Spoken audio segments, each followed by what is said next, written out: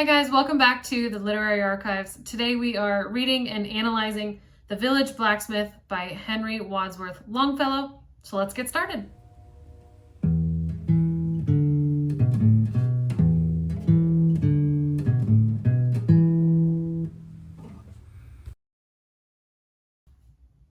The Village Blacksmith by Henry Wadsworth Longfellow. Under a spreading chestnut tree, the village smithy stands.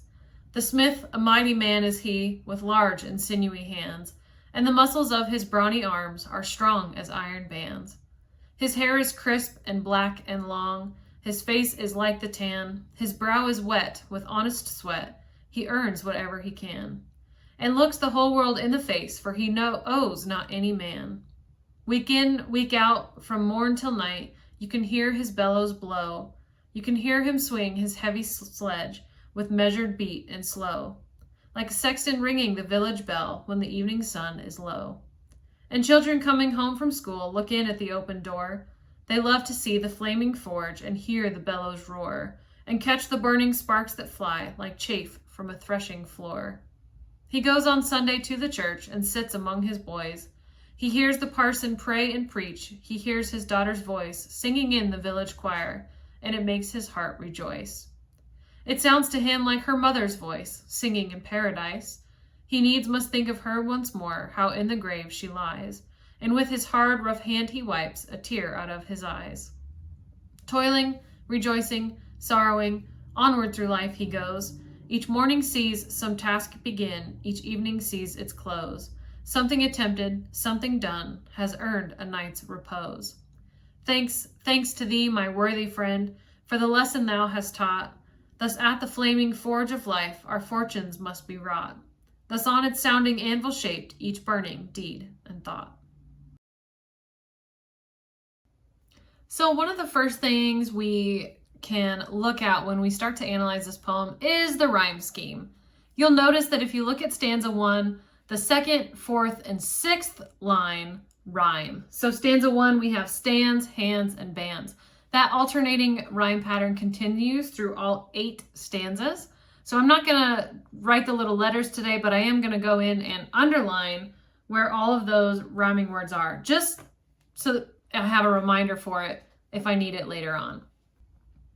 After we look at the rhyming pattern, the next thing I want to talk about is the use of sound devices. So this poem has a lot of sound devices. The most important one that I want to share with you today is some of the alliteration. So alliteration is the repetition of a starting sound. If you take a look at stanza 3, you're going to see that you can hear his bellows blow. And that repetition of the b sound, that b, is alliteration. In stanzas 4 and stanzas 8, you can see the flaming forge of life.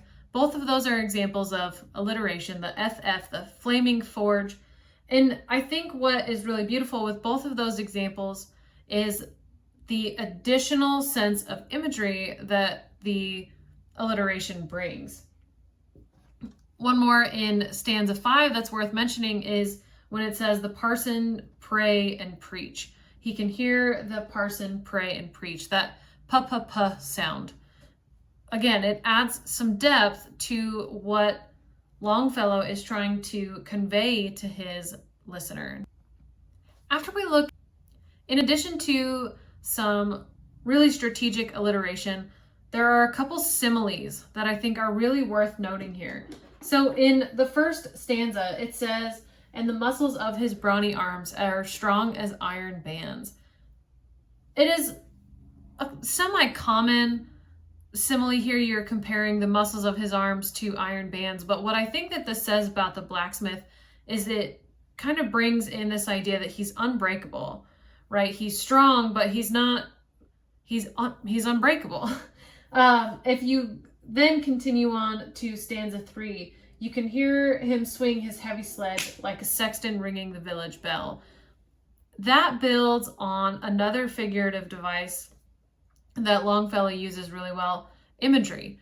So the beating of his hammer on the anvil, like the sexton ringing the village bell, shows this melodic, this rhythmic pounding. And I think that adds to the imagery that is rife in this poem. So if we take a look at imagery, stanzas 1 through 8, I mean, the whole poem is full of really beautiful imagery, but 1 through 5 are especially focused on the man himself, the blacksmith himself.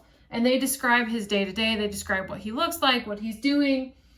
You can picture him at the forge, swinging his hammer like the bell ringing. You can picture in your mind the children coming home from school and peeking behind the door to see what the smithy is doing. And then in stanzas 5 and 6, you can envision him at church, listening to his daughter sing. You can envision him sitting with his boys and wiping a tear from his eye as he remembers his wife, his late wife. And all of that imagery just brings the reader into the poem, and it helps reveal the message that Longfellow wants you to take away after reading. The most important line, in my opinion, in this poem is the start of stanza 7. So it says, toiling, rejoicing, and sorrowing. That line is essentially the structure for the rest of the poem. So stanzas 1 through 4 are the toiling. They're describing what the blacksmith is doing every single day, his daily work, his routine, and it does so in a very positive tone. And then stanza 5 is his rejoicing. He's at church, he's listening to his daughter sing, he's sitting with his sons. And then in stanza 6 is where he embraces the sorrow of life. And he's remembering his children's mother, his late wife, singing in paradise, and he wipes a tear from his eye. I think that this line is so important, not only because it sets up the structure for the first 6 stanzas, but because it is a reminder of life. And this is where I think we also bridge into the theme of this poem. But life has toil, life has joy, life has sorrow, all in unequal measure, but they're all present at all times, and yet life continues on. The sun will rise, a new day will come, and it is important to not lose sight of that, but to remember that when the toils and the sorrows of life make us weary, we have to look forward to that rejoicing and embrace this cycle of life that, onward through life he goes, and onward through life we must go as well. If we take a look at stanzas 1 through 6, just again, it is showing the details of the blacksmith's life very, very intricately. It gives specifics, and then in stanza 7, the perspective shifts outwards a little bit. We zoom out and we see his life as a whole. It's no longer the day-to-day routine, but rather he's toiling, he's rejoicing, and he is in sorrow. And so we have an initial zoom out, and then there's a shift between stanza 7 and stanza 8 that is even more profound. So in stanzas 1 through 7, our speaker is describing the blacksmith, and then in stanza 8, our speaker is thanking the blacksmith. So talking to him directly and saying, thanks to thee, my worthy friend, for the lesson thou hast taught. Thus at the flaming forge of life, our fortunes must be wrought. I just mentioned that I think one of the themes is this idea of toiling, rejoicing, and sorrowing, and yet onward through life we must go. I think a secondary theme comes in this last stanza, when at the flaming forge of life, our fortunes must be wrought. And I think that a secondary theme could be, we must build our own lives and our own fortunes. But I don't believe that this poem is about monetary wealth and monetary fortune, but rather about a fortune of goodwill, working hard, working and embracing the toil, bringing good from your life into the lives of others, and building something worthy of remembrance around you, building your fortune around the good that you want to put into the world. Even if you don't want to dive deep into the alliteration and the similes and the themes and the shifts and the tone of the poem, this poem is worth reading. It's beautiful. And it is a nice reminder that even though toil and joy and sorrow will greet all of us in turn, life continues on, and we can't get bogged down when those things make us feel weary, but rather we have to push forward and we have to look forward to that new dawn. If you enjoyed today's video, please like and subscribe and let me know what you thought in the comments. If there's a poem that you would like to hear read and analyzed, let me know that as well. And don't forget to subscribe, and I will see you next time.